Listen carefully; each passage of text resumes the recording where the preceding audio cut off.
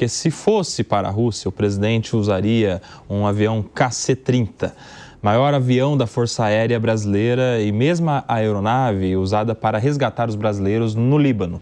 Esse avião é maior, mas menos confortável que o VC-1, conhecido como Aerolula, e que segue no México após aquela pane no início deste mês. Temos a grata satisfação de termos aqui no nosso time de comentaristas o Diogo da Luz, que é piloto de aviação e nos ajuda sempre a entender essas questões aí do mundo da aviação.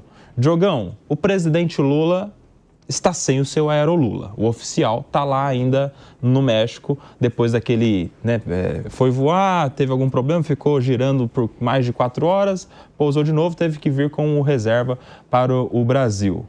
E aí tem essa novidade que ele usaria um outro avião, mas não é tão assim confortável, não tem aquele espaço reservado com uma cama, com todo o luxo que tem o Aerolula. Explica pra gente entender qual seria a grande diferença entre esses aviões aí da Força Aérea Brasileira. Bom, vamos lá. Primeiro, Kobayashi, nada justifica que aquele avião tivesse ficado 5 horas voando sobre o México. Você pode ler o manual do VC-1, que é o Airbus 319, igual esses que a Latam tem voando por aí, a Azul também. Você pode ler de... É igual esse aí ou não tem nada a ver? É exatamente esse avião, exatamente. É o Airbus 319. Das séries, ele é um pouquinho menor que o 320, que é o mais comum. É um avião extremamente robusto, até por ser um pouco mais leve que o 320. O manual, de cabo a rabo, se você ler, nada diz que precise ficar horas voando. Ele pode pousar acima do peso máximo de pouso, sim, desde que tome alguns cuidados. E aí que parece que a coisa foi um pouco estranha. Mas, enfim, o avião está em manutenção. Então, você acha que foi um excesso de zelo, assim? Não precisaria, mas... Não dá para saber, a aeronáutica não falou. Assim, num primeiro momento, a impressão que tenho é que ele precisaria... É um avião extremamente automatizado, tá? Então, ele voa num sistema de regra normal. Regra normal, o avião faz tudo sozinho, praticamente. Se você tentar colocar ele de dorso, você não consegue, ele não deixa. Se você tentar estolar, ele não deixa. Qualquer coisa que você queira fazer de arriscado, ele não deixa. Para pousar nessa condição, ele precisaria mudar para a regra alternada, que faz com que o piloto tenha que agir com mais intensidade. E muitas vezes, quem não tem 5 anos ou 5.000 horas de voo nesse avião, fica com muito receio de mudar para a regra alternada, que aumenta um pouco a responsabilidade. Então, deve ser algo por aí, mas não se sabe ainda. Agora, voltando à questão do KC-30. A aeronáutica tem 2 desses aviões. É igual ao Airbus 330. São 2 que iriam ser transformados para aviões de reabastecimento e continuam como aviões de passageiros. Um veio da Azul, outro veio da Avianca. Exatamente aviões de passageiros com a classe executiva e a classe turística.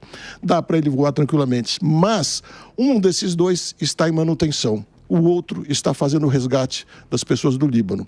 Então, o presidente, além de tudo, teria que ter antipatia de dizer: parem o resgate para que eu vá até a Rússia. Isso talvez tivesse uma repercussão muito ruim. Porque imagina dizer que a FAB tem um avião que tem manutenção quando precisa, e o outro a serviço do presidente, e as pessoas não podem vir. Então, soma tudo isso, vira esse caldo. Agora, por fim, por que eu acho que o Putin não viria para o Brasil de jeito nenhum? Ele não conseguiria chegar aqui. Antes dele chegar aqui, ele teria que passar pelo espaço aéreo de um monte de países que são contrários a ele, e pelo menos um deles diria: pouse imediatamente, senão nós o derrubaremos. E aí o prenderiam. Não teria a menor chance dele chegar aqui no Brasil com vida. Esteja certo disso. Tá aí. Excelente ponderação do Diogo da Luz. Realmente não havia pensado nisso, mas seria uma probabilidade bastante factível, né, Diogo? Extremamente factível. Para dar uma ideia da importância do que tem o espaço aéreo, desde 2007, nenhuma companhia aérea, nem na aviação executiva, se voa sobre a Venezuela. Com o risco de repente, eles mandarem pousar e a pessoa tem que pousar, senão pode ser derrubada, e ao pousar, tem o risco de perder o avião. Por quê? Porque perdeu simplesmente, porque o Maduro gostou do seu avião e vai ficar com ele. Ô Diogo, explica pra gente, tem avião que sai direto da Rússia e pousa no Brasil? Ou ele teria que parar em algum lugar? Tem. Eu desconfio que o avião presidencial do Putin não chegaria direto. Agora, uma escala ele conseguiria fazer, porque tem países amigos no meio do caminho, isso ele conseguiria tranquilamente, especialmente no Oriente Médio, na África, melhor dizendo, no Oriente Médio, para o outro lado, na África, em algum lugar, acharia. Mas o problema maior é voar sobre o espaço aéreo de outros países. Não tem como chegar no Brasil sem passar pelo espaço aéreo de outros. Você acha que haveria abatimento no espaço aéreo do presidente da Rússia? Se não houver obediência à ordem, inclusive aqui no Brasil, é uma crítica que eu faço à aeronáutica na região norte, possível, principalmente. E o risco, não que alguém teria coragem de apertar, talvez, né? Até porque ele viria escoltado, né? Muito provavelmente ele viria escoltado com seus caças. Não chegam aqui, os caças não chegam aqui. Aí a coisa ficaria mais complicada. A autonomia de um caça é muito pequena. Sabe, um caça não voa um quarto de todo esse aviões trajeto. de reabastecimento. Teria que ser abastecido e tudo isso. Brasil, e aí o que acontece? A legislação permite que o presidente da República... Tem que ser uma ordem do presidente da República. Abater... A lei do abate dispensa a ordem do presidente da República, isso é já desde 96, 2000, faz muito tempo, faz mais de 20 anos. Dispensa a ordem Dispensa. Inclusive, é uma crítica que eu faço à aeronáutica, que nunca abateu um avião. E ela tem uma relação enorme de aviões que intercepta, dá ordem para ele pousar imediatamente, ele pousa num terreno baldio, num lugar não oficial, foge, põe fogo no avião e não acontece nada com ele. Tinha que abater esses aviões, não pode deixar eles entrarem desse jeito por aí. Muito interessante aí o Diogo da Luz nos dando toda esse panorama. Veja como é o ponto de vista, né, de um especialista. Alguém que tem aqui os óculos, o ponto de vista da aviação. Agora eu quero entender de vocês, meus amigos, esse evento do avião com o presidente Lula lá no México gerou a possibilidade de um novo avião, porque o presidente Lula ficou chateado, naturalmente, com ter que ficar voando em círculo por 4 horas, a questão da segurança, enfim, e já se cogita contratar aí a compra de um avião mais moderno. Eu vi outro dia um comentário seu mesmo, Diogo, sobre os aviões presidenciais americanos, que tem 30 anos de voo e permanecem sendo utilizados. Você acha que esse evento, essa pane acontecida lá no México, justifica a compra de um novo avião para a segurança do presidente, para a segurança do líder do país? Desculpa um pouquinho. Diogo, sabe-se o que aconteceu? Tem uma noção? Não, a aeronáutica não disse oficialmente, mas tudo indica que foi a ingestão de um pássaro. Coisa que é mais ou menos comum. Um pássaro, algo assim, porque logo no início da decolagem, parece que ainda na corrida houve um problema que causou uma vibração num dos motores e ele teve que ser reduzido. Exatamente o que foi, a aeronáutica não disse, parece ter sido isso. Agora, seja o que for, um problema no motor não é porque o avião seja velho. Esse avião tem pouquíssimas horas. Se a gente for comparar com os aviões de companhias aéreas, seria como dizer que ele tem 2 anos de idade no máximo. E esse avião continua sendo fabricado exatamente assim, exceto por uma ponta de asa que foi modificada e a motorização é um pouquinho diferente para ser mais eficiente, para ser mais econômico. No mais, painel, instrumentação, tudo isso é exatamente o mesmo. O piloto não teria que fazer nenhum treinamento para a nova versão do Airbus 319. Agora, no caso do avião presidencial dos Estados Unidos, que um deles é fabricado em 91 e o outro em 93, portanto, muito mais antigos, a versão nova do Boeing 747 passou por grandes modificações e eles estão desenvolvendo 2 novos aviões para entrar em serviço para o presidente dos Estados Unidos. Primeiro, é o país mais rico do mundo que nós estamos falando, né? Outro nível de preocupação com segurança e, nesse caso, realmente houve uma modernização de 91 até aqui. O caso do presidente Lula nada justifica. O Airbus 319 é extremamente versátil para o uso do presidente. Se ele mudasse para provavelmente um 330, que é esse KC-30 que ele ia usar, com mais espaço, ia ter 230 metros, 240 metros quadrados de área, um conforto gigantesco, mas não pousaria em um monte de pistas. Então teria que ter um avião maior, um avião menor, uma série de confusões e nada, insisto, nada justifica, em nada aumentaria a segurança do presidente trocar um avião de 2005, extremamente novo e bem cuidado, por um 2020, 2024, o que fosse, que seria igualmente bem cuidado. Ô Pacheco, tem mais a ver com o trauma, será? Com a experiência, tem que ficar voando em círculo ali? Porque pelos fundamentos aqui eu tô convencido de que não precisa. E aí? E eu também tô convencido de que não precisa, porque inclusive o Aerolula é um avião que tem 20 anos, né? 20 anos não significa nada para um avião, né, Diogo da Luz? É um tempo muito pequeno né? Então, no meu entender, não há justificativa e, até onde estou informado, eu conheço o presidente Lula há mais de 30 anos, ele como um líder que é obrigado a viajar muito, mas eu tenho informações de que ele não gosta muito, de que ele tem um pouquinho de medo de avião. Agora, isso não justifica essa compra, como o Diogo bem aqui informou. O que me parece que está muito mal aparelhado são os aviões da FAB que levam o ministro de Estado. Segundo informações, tá, Diogo? Eu também não tenho a expertise nem perto da expertise que você tem, mas eu ouço muita reclamação em relação a esses aviões menores, aviões que cabem 6 pessoas e que transportam os ministros de Estado do Brasil pelo território nacional, né? Inclusive, eu vi uma vez o próprio presidente Lula, se não me engano, no segundo mandato dele, ele já reclamava e tinha a intenção de adquirir novos aviões nessa categoria inferior. Inclusive, uma vez eu vi o Lula dizendo o seguinte, falou, vai precisar morrer um ministro de Estado para vocês entenderem que a gente precisa trocar a frota. Gente... Então eu quero polemizar aqui. Agora eu quero saber, precisa avião para ministro viajar ou não dá para comprar de uma companhia aérea? Não, dá para usar voo comercial, né, Kobayashi? Voo comercial para o ministro de Estado. Não, razão. Não dá. Por qual razão? Não dá. Inclusive, e se os 30 e tantos ministros quiserem viajar no mesmo dia, tem que ter 30 aviões? Inclusive, Kobayashi, não é por privilégio algum, não. É para segurança do próprio voo e dos outros passageiros.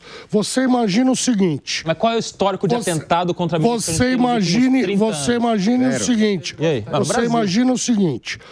o ministro da Justiça, o Ricardo Lewandowski, pega um voo comercial. O PCC resolve derrubar o avião porque o ministro está lá dentro. Mas se alguém quiser derrubar um avião, consegue? Consegue. Consegue? Claro que bomba, alguma coisa assim. Tem a questão da segurança, mas existem outros cargos de ministro que se poderia pegar o voo comercial, né? No governo anterior a gente tinha isso também, né? Os ministros pegavam o voo comercial, acho que seria o exemplo. A questão do Lula, acho que é o exemplo, né, Kobayashi? Dar o exemplo. Ele poderia de vez em quando pegar voo comercial, não teria problema. Dar o exemplo, mas no gasto público... Você imagina o presidente da República entrar num voo comercial. O ex-presidente entrava. De pé. E aí? Não, mas você ficar sujeito também ali você ser distraído. A gente tem visto quantas autoridades em voos comerciais são agredidas, distratadas. Mas aí o problema, a culpa da agressão é do agressor.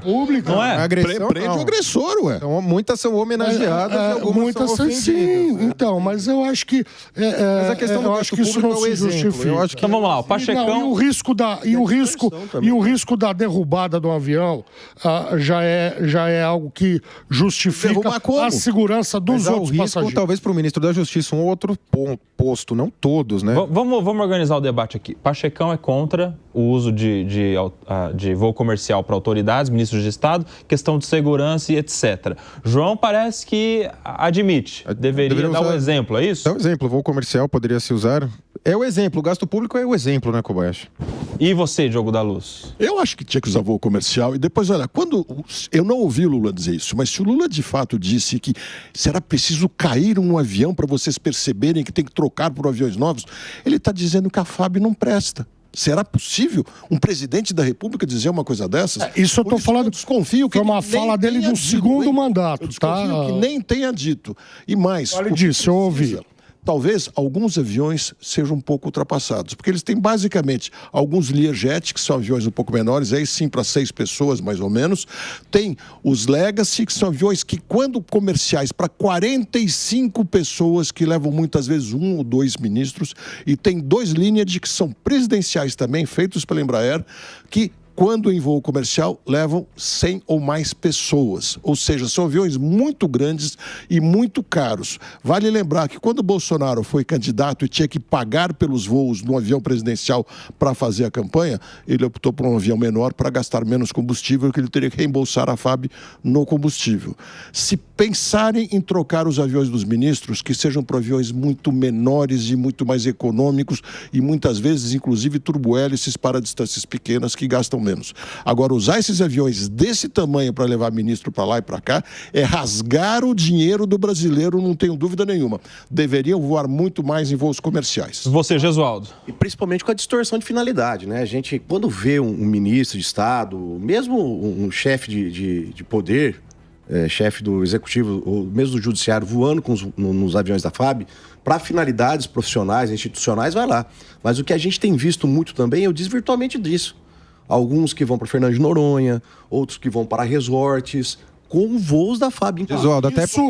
Isso sim é um absurdo. Eu já presenciei ministro chegando em resort com um helicóptero da FAB. Inclusive, Gesualdo, no governo FHC, o ministro Sardenberg, salvo engano, foi condenado a ressarcir a União porque ele voou para Fernando de Noronha para uma viagem de lazer com o avião da FAB. E leva a família junto ainda. Levando a família junto. Agora, o ressarcimento, os pouquíssimos casos que houve são patéticos de baratos. Eu não sei que conta eles fazem, porque paga no fundo, o valor de passagem. Já foram 6 pessoas. Quanto custariam 6 passagens comerciais? Já está aqui o dinheiro. O custo para fazer um voo de Brasília ao Rio de Janeiro, por exemplo, no Legacy, é coisa de ida e volta, no mínimo 60, 80 mil reais. No mínimo, custo direto. Fora o custo de manutenção desse avião. O grosso dos voos é isso, é São Paulo, gasta em Brasil. dólar e paga em pesos, né, meu querido Acácio?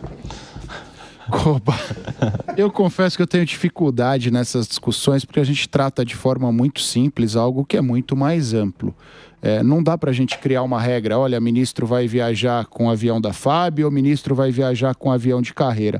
Eu acho que a gente tem situações distintas em cada um dos ministérios, a gente tem momentos diferentes. Nós acompanhamos, há um tempo atrás, ministros do Supremo Tribunal Federal sendo agredidos, ofendidos durante um voo, e por mais que a gente discorde desses ministros e por mais que a gente discorde da opinião desses ministros, um país que se diga um país sério e um país maduro não pode admitir que as suas autoridades são xingadas, sejam agredidas fisicamente. Isso atenta contra a nação como um todo, independentemente de quem seja aquela autoridade. Por isso que eu acho que essa questão precisa ser pensada no dia a dia, precisa ser analisada no dia a dia. É muito fácil a gente tacar pedrinha aqui sem entender o cenário como um todo. Mas a cassação xingadas também em voos comerciais. Esses dias atrás, o Flávio Bolsonaro estava numa viagem de passeio com a família e foi xingado. Não tem como evitar que isso aconteça. Só que o Bolsonaro não é mais presidente, né, Jesus? O público tem ônus. Seria ele usar um voo de lazer. Um de cada falando aí.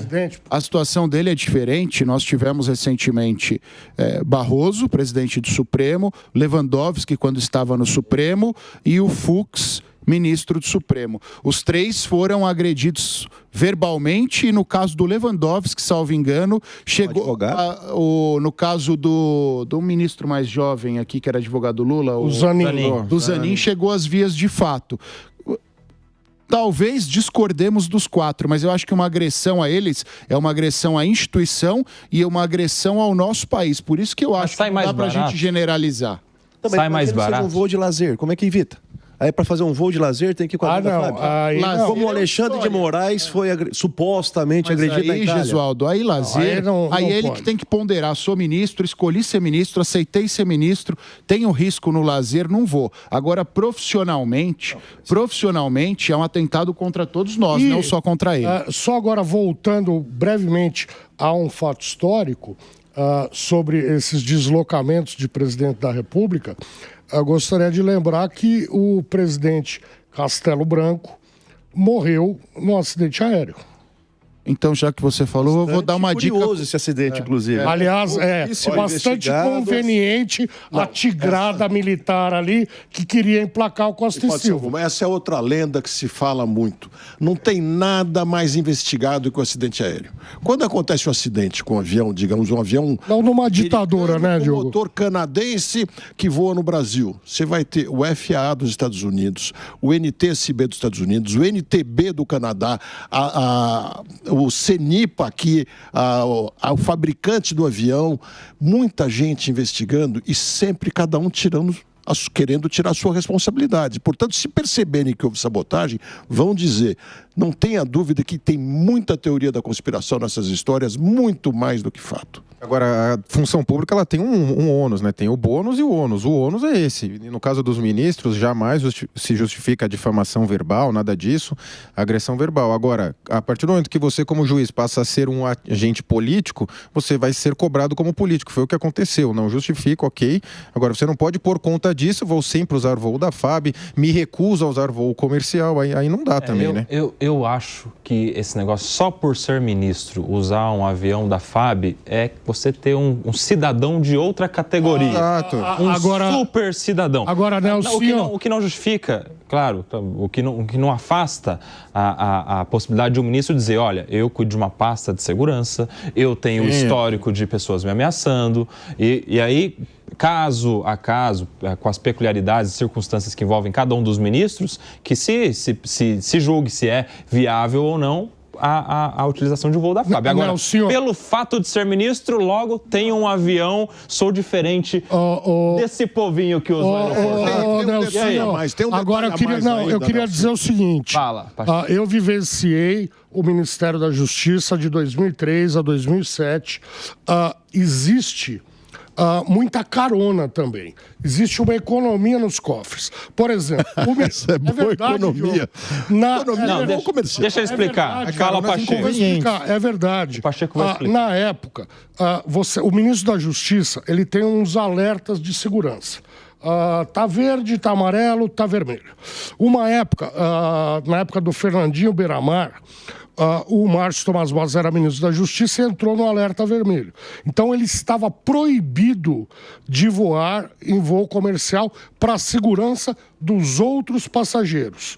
Então o avião vinha para São Paulo. O Márcio, a família dele morava em São Paulo, ele trabalhava durante a semana em Brasília. Ele vinha todo fim de semana para São Paulo. Às vezes com compromissos oficiais aqui, às vezes também por querer ficar com a família, com a filha, com os netos, com a esposa. Bem, no avião cabia 8 pessoas. O ministro viria ele e o piloto. Isso tem uma organização, tem uma logística. Bom, quem que está indo para São Paulo? Que não tem o direito ou não tem a obrigação de não voar no comercial. Está indo o ministro X, o ministro Y... o nadador olímpico fulano, Beltrano, entendeu? Então, todo mundo pegava carona nesse voo do Márcio, inclusive eu. Muito bom. E aí, o que você ia falar? De fato, acontece um pouco dessa carona. Mas o que é muito comum, falaram aqui em voos de lazer, usando aviões da FAB, é que é muito comum, quando o ministro quer ir fazer alguma atividade de lazer no final de semana, ele arruma um compromisso na sexta-feira à tarde, naquele local, voa até lá, fica meia hora no compromisso e aí vai pro seu fim de semana. É verdade, Diogo da Luz. Isso é uma excrescência. Mas isso é imoral até em voo de carreira, né? Até em voo de carreira, sem dúvida. De carreira, né? É verdade. Eu estava ouvindo os custos aqui, eu fico abismado. Essa questão da segurança e da economia, sai muito mais barato o governo comprar 3, 4 fileiras para uma pessoa com 4 seguranças juntos em um voo comercial do que empenhar um voo da FAB. E eu tenho certeza que 4 seguranças aí, 4 policiais federais fazendo a segurança de um ministro em um espaço gigantesco dentro de um avião, consegue assegurar ele a segurança necessária para sair de um lugar e o policial já consegue. A Ana Moser, a pessoa viaja de avião a vida inteira, voo comercial, tira foto, é ovacionada, né, atleta e tal. Mas agora ela é ministra, não pode mais por questão de segurança. Mas a Ana Moser não é mais ministra, né? Foi ministra e usava o voo da FAB se quisesse. Não sei, eu acho que sim, porque é ministra, não é? Teve o caso da Daniela e do Silvio de Almeida que foram para o Rio de Janeiro vieram para São Paulo assinar o protocolo lá na final da Copa do Brasil também, com o voo da FAB, né? E normalmente o voo é esse, é Brasília, São Paulo, Brasília, Rio, que é o que tem mais oferta de voos comerciais. Agora, não, então, mas eu já encontrei, eu frequento Brasília como advogado, da minha profissão, quando você voa às terças-feiras de manhã, ou segunda à noite, terça de manhã, quinta à noite ou sexta de manhã, você encontra muitos parlamentares e ministros do STF e ministros de Estado também em voos comerciais.